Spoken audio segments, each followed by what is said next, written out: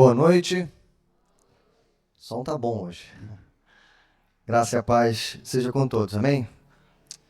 Estamos felizes, alegres, porque estamos mais uma vez na presença do Senhor. E temos esse que é o primeiro culto do ano. Começamos hoje pela manhã, também celebrando a ceia do Senhor, onde fomos impactados, visitados pela presença de Deus e também pela ministração da sua poderosa palavra. E agora à noite, ainda nesse primeiro domingo do ano, nós temos esse desafio, um tema que talvez possa ajudar a gente a enfrentar esse ano todo pela frente. Quero te convidar a abrir o texto que está em Salmo de número 56. A gente vai começar lendo esse texto. Depois algumas considerações. Salmo de Davi, número 56. O título é esse que está na tela. Comece o ano sem medo.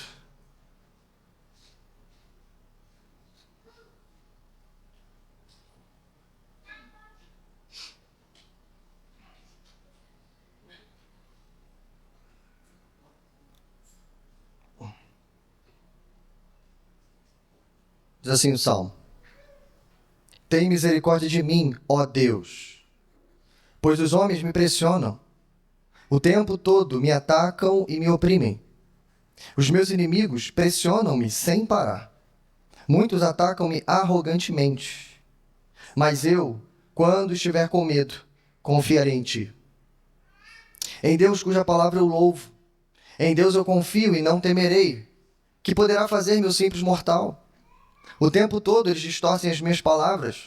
Estão sempre tramando prejudicar-me. Conspiram, ficam à espreita. Vigiam os meus passos, na esperança de tirar minha vida. Deixará de escapar essa gente tão perversa? Na tua ira, ó Deus, derruba as nações. Registra tu mesmo meu lamento, recolhe as minhas lágrimas em teu odre. Acaso não estão anotados em teu livro? Os meus inimigos retrocederão quando eu clamar por socorro. Com isso saberei que Deus está a meu favor. Confio em Deus, cuja palavra louvo. No Senhor, cuja palavra louvo. Em Deus eu confio e não temerei. Que poderá fazer-me o homem? Cumprirei os votos que te fiz, ó Deus. A ti apresentarei as minhas ofertas de gratidão, pois me livraste da morte e os meus pés de tropeçarem, para que eu ande diante de Deus na luz que ilumina os vivos. Vamos orar mais uma vez. Pai nosso que estás nos céus, bendito e exaltado, Senhor, é o teu nome. Obrigado, Senhor, pela tua palavra. Obrigado pelo teu culto e por essa igreja, Senhor, reunida nesse lugar. Nesse momento, Senhor, nosso coração se abre. Os nossos ouvidos, Senhor, estão abertos. A nossa mente está limpa, Senhor, para receber aquilo que o Senhor tem para nós. Então essa oração, Senhor, é para que o Senhor, mais uma vez, nos transforme nesse lugar. Nos edifique, nos encoraje, Senhor. Precisamos de uma palavra para abrirmos o ano, começarmos esse ano, Senhor. Não apenas com o pé direito, mas com a confiança renovada em Ti. Então fica conosco, Senhor, ao longo desse sermão. Em nome de Jesus oramos. Amém. Graças a Deus.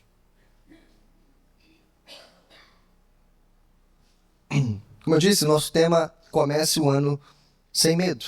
E, inicialmente, eu queria falar sobre o medo de Davi. O contexto do Salmo 56.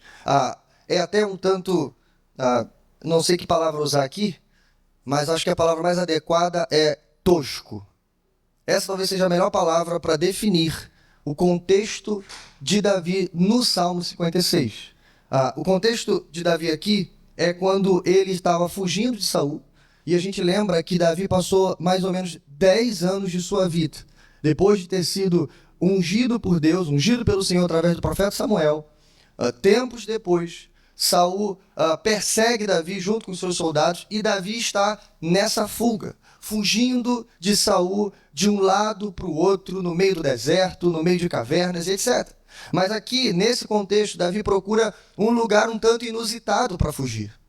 Davi pensa, a gente não sabe por quê, mas ele pensa assim: vou fugir para o meio dos meus inimigos. Talvez Davi pensava naquele dito popular: o inimigo do meu inimigo é meu amigo. Só que, irmãos, sinceramente, isso nunca poderia valer para o povo do qual ele busca refúgio, os filisteus. O contexto de Davi aqui, então, é quando ele foge de Saul e ele vai para Gate, para o meio dos filisteus. E ali o texto fala, lá em 1 Samuel, que quando Davi chega em Gate, Davi logo se depara com a realeza, com o rei Aquis, rei de Gate. E ali, naquele contexto, a gente não sabe muito bem onde estava, se era na praça ou no palácio. Davi escuta o rei Aquis falando com os seus conselheiros. Eles avistam aquele homem, Davi, provavelmente um homem notável, um homem conhecido, a sua fama já tinha corrido os 4 cantos da terra, e Davi escuta ele dizendo assim, olha, aquele homem ali, aquele sujeito não é Davi? Não é sobre ele que as mulheres de Israel cantavam dizendo que Saul matou milhares e Davi matou dezenas de milhares? Davi escuta isso, e lá no verso 12 de 1 Samuel 21, é dito que Davi ouve essas palavras, ele leva a sério essas palavras, e o texto diz, e Davi ficou com medo. E, por isso eu disse a palavra tosco, porque não é tosco apenas a ideia de se refugiar no meio dos inimigos. É tosco como Davi consegue fugir dessa enrascada, que ele mesmo se meteu. Sabe como é que ele foge? Davi tem uma estratégia na hora. Ele literalmente se finge de louco. Davi começa, diz o texto, babar e riscar a parede, para que alguém olhasse e sentisse pena dele. Foi exatamente o que aconteceu. O rei Aquis vira para os seus conselheiros e fala assim, não era quem eu pensava. É só mais um doido que apareceu no meu palácio. E ainda fala assim, olha, já não basta todos os doidos que temos aqui? Agora a gente vai ter que receber estrangeiros também, que são loucos? Manda esse cara embora. Bom, Davi escapa com vida de uma grande enrascada que ele mesmo se meteu. O que vale para a gente aqui, irmãos, é a palavrinha usada no hebraico yaré, que significa medo, pavor, terror, temor. É essa palavrinha que é usada para o sentimento que Davi tem aqui. Logo depois disso, a gente não sabe quanto tempo depois, Davi escreveu essa canção, o Salmo de número 56. Bom, mas antes da gente avançar, hoje eu quero falar sobre esse sentimento, o medo. E antes da gente voltar os olhos para o Salmo 56, a gente precisa limpar o caminho um pouco. Porque muito tem sido falado sobre medo, muito tem sido falado sobre muitas coisas, sobretudo quando se fala de sentimentos. Mas eu pergunto, irmãos, o que a Bíblia tem a dizer sobre isso? Então, rapidinho, 3 pontos iniciais para a gente entrar no nosso texto. Primeiro, o medo está ligado ao nosso pecado. O medo tem origem, irmãos, primeira, no pecado. A primeira vez que a palavra yaré, no hebraico, medo, aparece, é Gênesis capítulo 3, verso 10.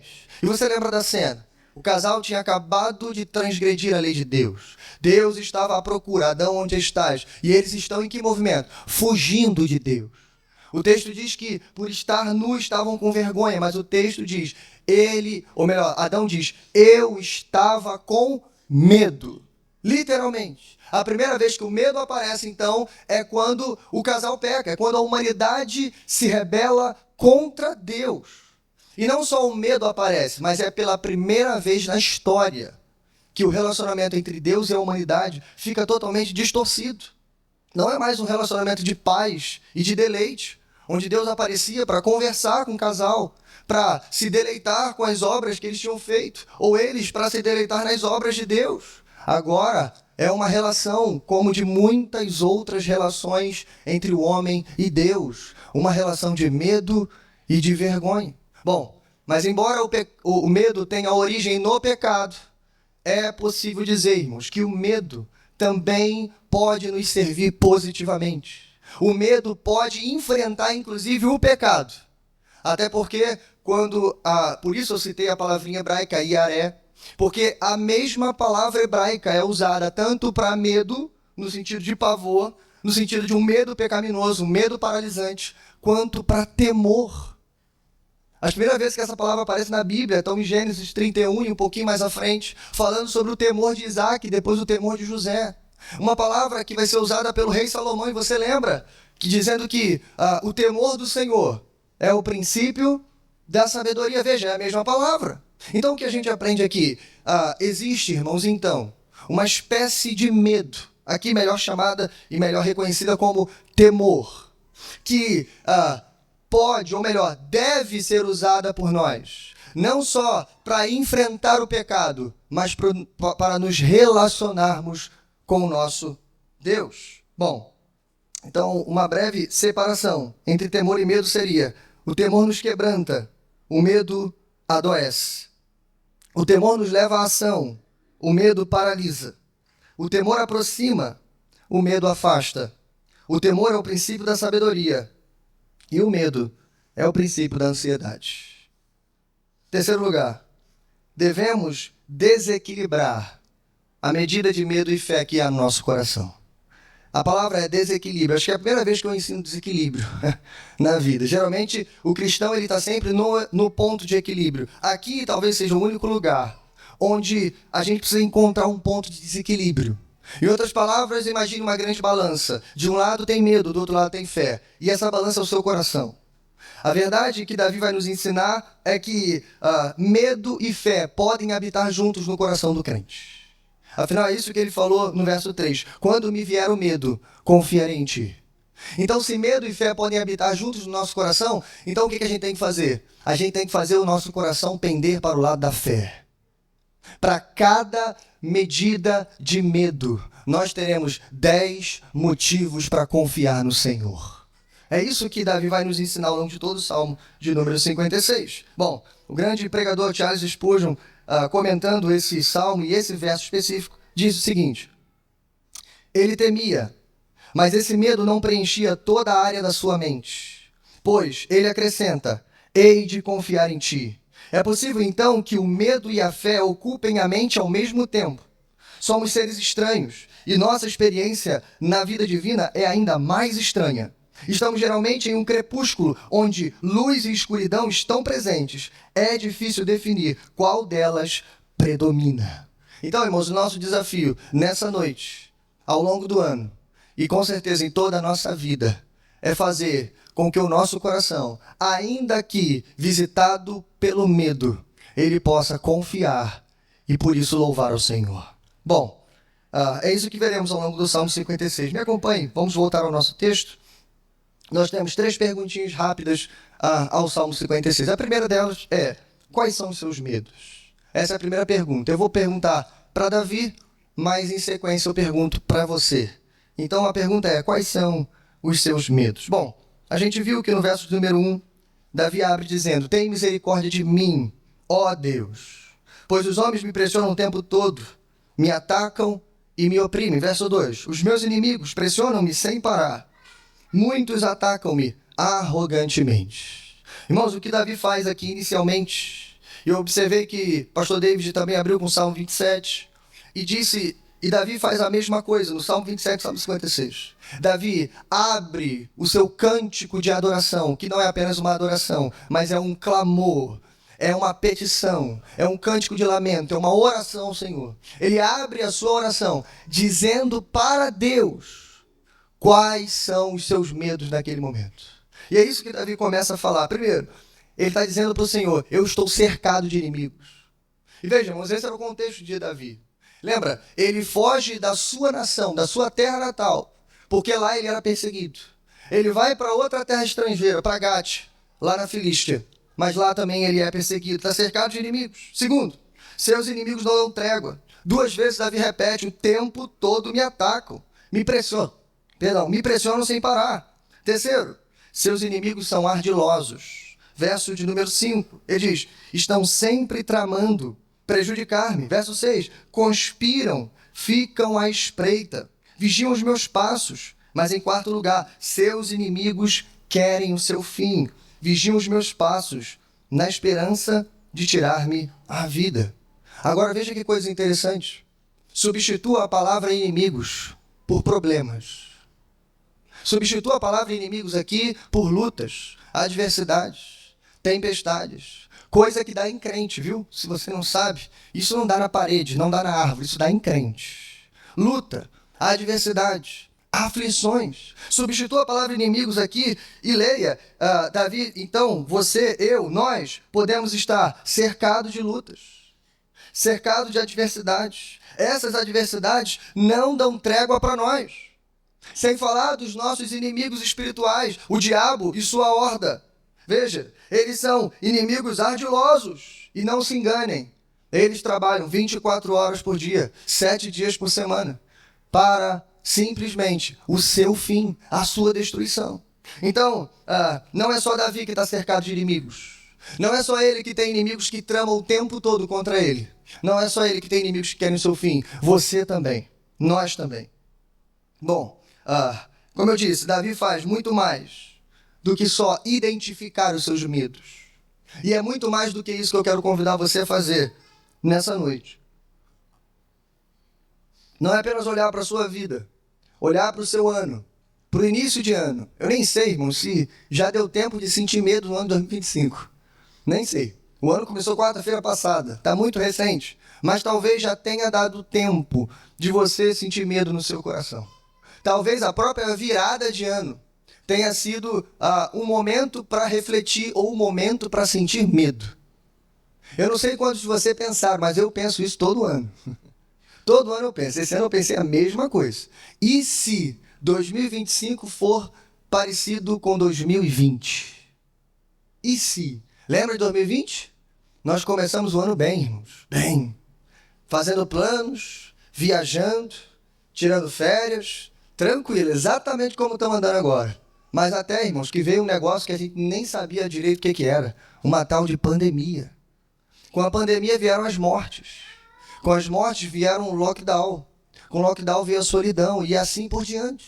Tantas consequências amargas sobrevieram sobre nós em 2020. Agora imagina você pensando como eu pensei. E se 2025 for uma espécie diferente, mas tão pesada quanto 2020? E não sei se você sabe, irmãos, infelizmente ou felizmente, isso tudo é possível. Bom, mas para a gente não é importante apenas identificar os nossos medos. Nós precisamos fazer como Davi, levar todos esses medos em oração ao Senhor. Todos eles, irmãos. Apresentar diante de Deus as nossas petições, o nosso lamento. E dizer, Senhor, o meu coração teme. Senhor, hoje eu não sou tão forte quanto eu era ontem. E diante do que está por vir, meu coração está temeroso. Não sei como será. Não sei sobre as mudanças. Não sei se o que tenho pedido vou receber em 2025. Não sei se vai ser mais um ano para buscar, clamar e perseverar. Ou talvez seja o ano da minha vitória. Talvez seja o ano da resposta. E essa igreja, se você procurou, está no lugar errado. Não é a igreja que vai dizer isso para você. Esse pregador não é aquele que vai dizer, esse é o ano da sua vitória, 2025 vai ser o melhor ano da sua vida. Não, você está no lugar errado. Mas com certeza, você que está aqui foi selado com o Espírito Santo da promessa. E você não está em busca de palavras prontas e motivacionais, você está em busca da palavra do Senhor. E a palavra do Senhor garante aquilo que nós lemos aqui na introdução do culto. O Senhor é a minha luz, Ele é a minha salvação, e por isso não terei medo. Bom, mas sim, inicialmente eu pergunto, quais são os seus medos? Escute essa lista, irmãos. Essa lista pode, talvez, emparelhar com a sua lista. Escute isso. Você tem medo de quê? Medo de pessoas ou de demônios? Medo de tropeçar ou de ser pedra de tropeço? Medo do passado ou do futuro? Medo real ou imaginário? Medo do que irão dizer ou do que irão pensar? Medo de fracassar ou de nunca tentar? Medo de Deus ou do diabo? Medo de morrer cedo ou de envelhecer doente? Medo de ter filhos ou de acabar sozinho? Bom, são tantos medos que a lista poderia continuar e a gente poderia ficar aqui só lendo ela. Mas a minha pergunta não é somente qual é o seu medo, mas é se você já apresentou ele ao Senhor. Bom, a segunda pergunta que tenho à luz do texto de Salmo 56 é: quantos motivos você tem para confiar no Senhor? Eu sei que, assim como eu, você deve ter muitos medos. E como eu listei alguns aqui, você deve ter alguns desses medos ou outros. Mas a segunda pergunta é, se temos medo no coração, nós também temos motivo para confiar no Senhor. E a pergunta é essa, quantos motivos você tem para confiar no Senhor? Vejamos primeiro os motivos do rei Davi. Bom, aí sim, a partir do verso de número 3, Davi diz então, mas eu, quando estiver com medo, confiarei em ti. Aqui eu quero fazer uma pausa junto com você. Olha para a sua Bíblia. Se é que você tem esse negócio de chamado Bíblia. Se você tiver, olha para a sua Bíblia. E eu acho muito importante, irmãos, você tem diante de você um livro de cânticos. Então o Salmo é um cântico. Entender a estrutura do Salmo já ensina coisas pra gente. Eu vou te ensinar uma coisa com a estrutura do Salmo 56. Salmo 56 é dividido em 3 estrofes. Olha para o seu texto. Os versos 4 e o verso 10 e 11 compõem o refrão do Salmo 56. Então é como as nossas canções. Você tem a primeira estrofe, depois você tem o primeiro refrão, você vem com a segunda estrofe, o refrão é repetido e por último a terceira estrofe. Muito simples. Então na primeira estrofe nós já vimos. Davi ora a Deus e confessa seus medos. E aí vem o refrão. Eu vou ler o refrão para você, verso 4. Em Deus, cuja palavra eu louvo, em Deus eu confio e não temerei. Que poderá fazer-me o simples mortal? Aí vem a segunda estrofe, que é o que estamos falando. Davi se lembra dos motivos que renovam a sua confiança em Deus. E aí vem outro refrão. E por último, a terceira estrofe, ele agradece a Deus pelo seu livramento. O que a gente pode aprender só com a estrutura do Salmo 56? Eu explico para você. O refrão está tanto antes quanto depois do livramento de Davi. Significa dizer que Davi começa com um clamor de lamento e ele termina louvando ao Senhor. Mas o louvor de Davi não está apenas no final da sua vida. Davi não louva apenas quando ele se senta no trono. Davi não louva apenas quando ele vê todos os seus inimigos silenciados. Davi louva, inclusive, com o coração permeado de medo. É isso que ele nos ensina, irmãos. Inicialmente, nós não podemos louvar apenas quando os nossos problemas estiverem resolvidos. Que dia será esse, eu pergunto, né? Mas precisamos e devemos louvar ao Senhor, mesmo com o coração, às vezes, com um pouco de dúvida, às vezes com um pouco de medo, com um pouco de fraqueza. Louve ao Senhor, porque para cada medida de medo você tem 10 motivos para confiar no Senhor. Bom, e quais são esses motivos? Davi apresenta para a gente nos versos 7, 8 e 9. Mas antes de falar dos motivos, deixe-me explicar isso para você. Davi está dizendo, olha, quando eu tiver medo, confiarei no Senhor. Então, em outras palavras, Davi louva no Deus que ele confia. E ele confia no Deus que ele conhece. Se Davi não louva a Deus por causa do livramento, ou seja, ele está louvando ao Senhor antes do livramento, significa o quê? Que Davi não louva ao Senhor apenas quando ele obtém aquilo que ele quer obter. Davi não louva o Senhor, como o Felipe falou de manhã, apenas quando precisamos e pedimos coisas a Deus e Deus nos concede. Não, irmãos, seja pelas coisas presentes ou até pelas ausentes, o nosso Deus tem que ser louvado. Seja por tudo que eu tenho ou por tudo que eu ainda não tenho, o nosso Deus tem que ser louvado. Porque a gente não louva a Deus pelo que a gente tem ou pelo que a gente não tem, a gente louva a Deus pelo que Ele é. E louvar a Deus pelo que Ele é basicamente conhecê-lo. Veja se Davi não vai fazer isso aqui. Davi tem algumas certezas no coração, e deixe-me listá-las para você. A primeira certeza dele é, o meu Deus é um Deus justo. Verso de número 7. Olha o que diz. Deixarás escapar essa gente tão perversa? Na tua ira, ó Deus, derruba as nações. Davi estava sendo perseguido pelos seus inimigos, tanto de dentro quanto de fora. Mas Davi tem uma certeza no coração. Ei, escute isso. Eu sirvo um Deus justo. E não sou eu que tenho que me vingar. Não sou eu que vou matar Saul. Literalmente. Não sou eu que vou resolver os meus problemas. Eu tenho um Deus justo. E em algum momento, o rei e juiz de toda a terra fará justiça. Mas em segundo lugar, e o segundo motivo, irmãos, é surpreendente. Davi sabe que o seu Deus, o nosso Deus, é um Deus presente. Veja o que está escrito no verso número 8. Ele diz, registra tu mesmo o meu lamento, recolhe as minhas lágrimas em teu odre. Acaso não estão anotadas em teu livro? Sabe por que eu coloquei um Deus presente aqui? Porque a primeira palavra desse verso, irmãos, é a palavra safar, no hebraico, que significa contar. Safar também é a palavra usada para aquela profissão que você conhece muito bem, que é a profissão de escriba. E se você não sabe, abre um parênteses e vamos colocar isso aqui bem rápido. O que era um escriba? O escriba nada mais era do que não apenas um professor de teologia. A função primordial do escriba era copiar o texto bíblico. Ele copiava aqueles pergaminhos antigos, ou seja, cada livro da Bíblia separado. E para fazer um trabalho, irmãos, eficiente, como diz o Joel, né, Joel? Eficiente e eficaz. O que o escriba precisava fazer? Ele precisava contar o número de consoantes que tinha em cada livro. Significa dizer que cada escriba sabia o número exato de consoantes que tinha, por exemplo, no Bereshit, no livro de Gênesis. Ele sabia o número de consoantes de cada livro da Escritura, de forma que quando ele terminava de copiar o livro, sabe o que ele fazia? Ele contava. E ele contava, e a conta do número de consoantes tinha que dar mesmo número que ele sabia já em sua cabeça.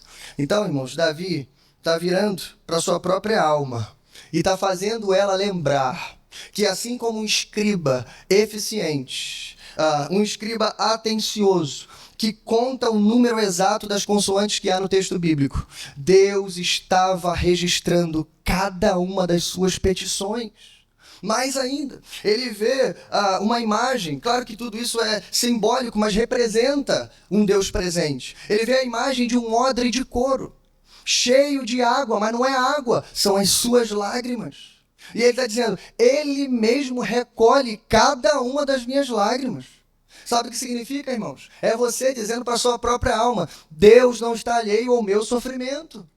Ele assiste a minha dor. Ele está presente, porque é Ele mesmo que anota no seu livro. É Ele que registra cada um dos meus lamentos. Então, cada gota de lágrima que cai do seu rosto, meu irmão, não tem sido em vão.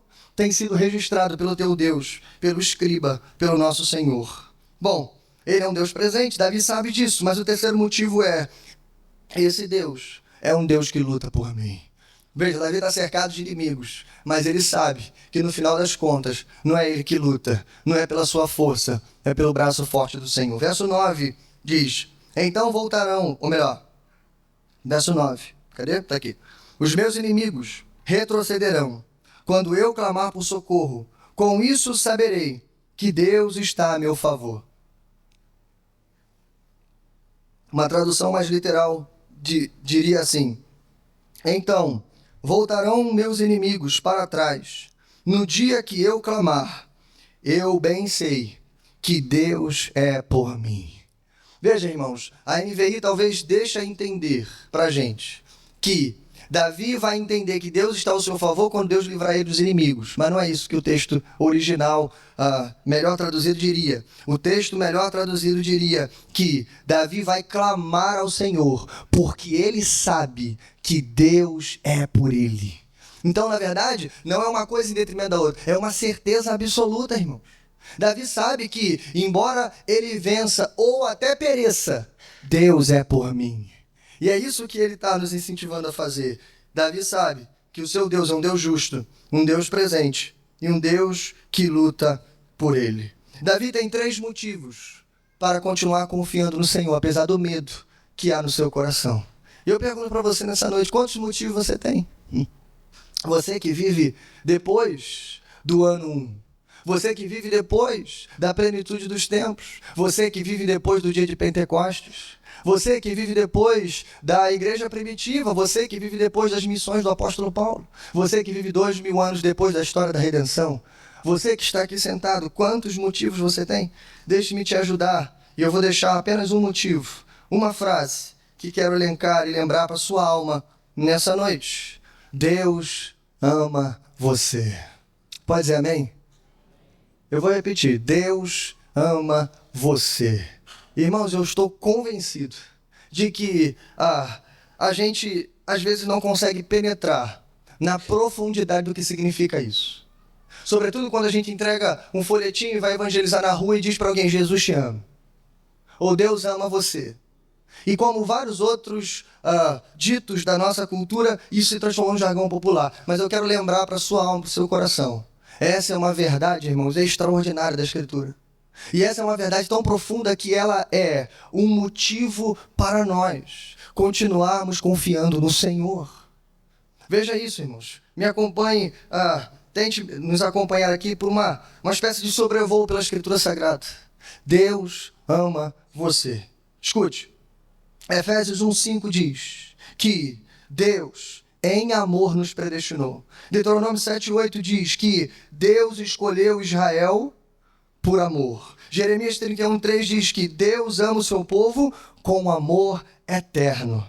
Cântico dos Cânticos, capítulo 8, verso 6, diz que o amor é tão forte quanto a morte. João 3,16, que você conhece, diz: Deus amou o mundo de tal maneira que deu o seu Filho unigênito, para que todo aquele que nele crê não pereça, mas tenha vida eterna. João 13,1 diz que Jesus amou os seus que estavam no mundo e amou-os até o fim. Romanos 5,8 diz que a prova que temos do amor de Deus é que Cristo morreu por nós, sendo nós ainda pecadores. Romanos 8,35 afirma que nada, nem ninguém, na terra, na criação, poderá nos separar do amor de Deus que está em Cristo Jesus. E a cereja do bolo qual é, irmãos? É que esse amor vai nos perseguir até o dia do juízo final. 1 João capítulo 4, verso 17 diz assim: dessa forma, o amor está aperfeiçoado entre nós, para que, no dia do juízo, tenhamos medo? Não,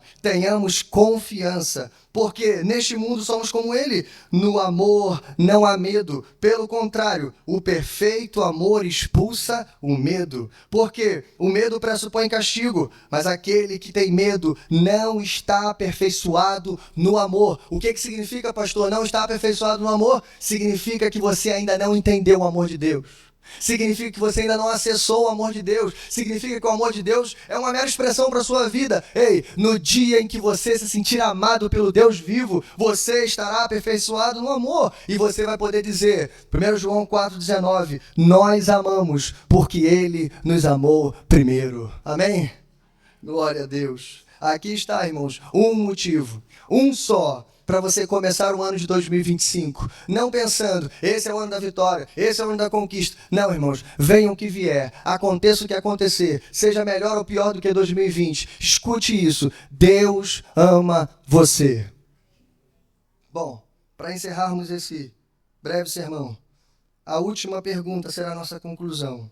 Então, como cultivar uma vida sem a predominância do medo?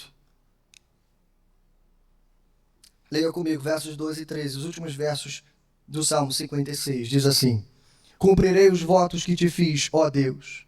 A ti apresentarei as minhas ofertas de gratidão, pois me livraste da morte, os meus pés de tropeçarem, para que eu ande diante de Deus, na luz que ilumina os vivos. Bom, irmãos, aqui lembro a você, infelizmente, ainda nesse corpo e nessa vida, a gente nunca terá essa frase totalmente, plenamente realizada em nossos corações. Não há como a gente se desvencilhar do medo, e eu lembro isso para você, porque, como a gente viu no próprio Salmo, e na nossa realidade, medo e fé habitam juntos em nosso coração. Então, a pergunta é essa: como cultivar uma vida sem a predominância do medo? Sem que o medo governe, dirija as nossas vidas, sem que ele assume o manche da nossa vida, sem que ele seja predominante. Como então viver uma vida de fé, uma vida de confiança com o Senhor? Bom, eu acredito que Davi já nos deu, irmãos, 4 passos aqui, 4 aspectos, 4 coisas que a gente deve fazer para cultivar todos os dias a fé, a esperança e o amor em nossos corações. 4 coisas, ao longo de todo o Salmo, inclusive no final. Então vamos ver devagarinho. Primeira coisa, escute isso. São 4 conselhos que Davi nos deixa. Primeiro, não deixe seus olhos secarem. Encha o odre de couro. Ele está contando o seu lamento. Em outras palavras, irmãos, o que Davi nos ensina no Salmo 56 é: ore sem cessar. Continue de joelhos dobrados. Continue batendo na porta de bronze. É 2025, desde que vem, é 2026 e assim por diante. Talvez notícias ruins, a economia, ou o desemprego, ou seja, qualquer coisa que for. A gente não sabe, irmãos, como é que será o ano. A gente não sabe como as coisas vão caminhar. Se olharmos para os homens, se olharmos para o dinheiro, se olharmos para os números, a coisa desanima. A gente fica entristecido, a gente fica de cabeça baixa. Mas quando a gente se lembra que nós temos um refúgio seguro, e esse refúgio se chama oração, irmãos. Nós nos lembramos que podemos acessar o Santo dos Santos, o trono da graça. E como Davi nos lembra, escute isso, isso é amor. Isso é amor, irmãos. Sabe o que é amor? É um Deus santo e poderoso, que governa o universo. com o seu próprio pensamento. Uma palavra basta. Os salmos dizem que as nações são como a gota que cai do seu balde. Esse é o nosso Deus. E agora escute a notícia. Quando você se ajoelha no seu quarto e você ora, vai dizer o próprio Senhor Jesus, Ele te vê em secreto, irmãos. O que é isso senão amor? Ele não apenas está te assistindo como um mero espectador, alguém que está alheio ao seu sofrimento. Não, Ele está enchendo o odre de couro. Isso mostra para você, continue orando ao Senhor. Persevere. Se for o ano de perseverar, que seja. Vamos fazer esse odre transbordar então. Mas o que eu posso sair daqui com a certeza no coração é: nenhuma lágrima que cai do meu rosto é em vão. Vou continuar orando, porque vale a pena buscar o Senhor. Essa é a primeira receita. A segunda, não deixe sua boca fechada. Louve ao Senhor pelo que Ele é. Deus está presente, irmãos. Aqui está a alegria da nossa vida. Aqui está o nosso deleite. Por que a sua boca ainda está fechada? Porque você não consegue louvar o Senhor. E eu não estou falando apenas de cantar. A adoração é muito mais do que cantar, embora o cântico faz parte da nossa adoração. Eu falo de tudo, irmãos. Como o próprio Davi vai fazer aqui, apresentar votos ao Senhor, ofertas de gratidão, uma vida dedicada ao Senhor, também louva o Senhor. Bom, não deixe sua boca fechada. Mas, pastor, como diz os antigos, né? A prova está doendo. Na verdade é uma canção isso, né? A prova está doendo. Sim, irmãos, a tempestade está batendo. As coisas estão difíceis. Mas lembre-se disso, louve ao Senhor. A gente não louva Ele por causa das circunstâncias. A gente louva Ele apesar das circunstâncias. Ele não deixa de ser quem é. Ele está vivo, Ele está presente, Ele está olhando por você.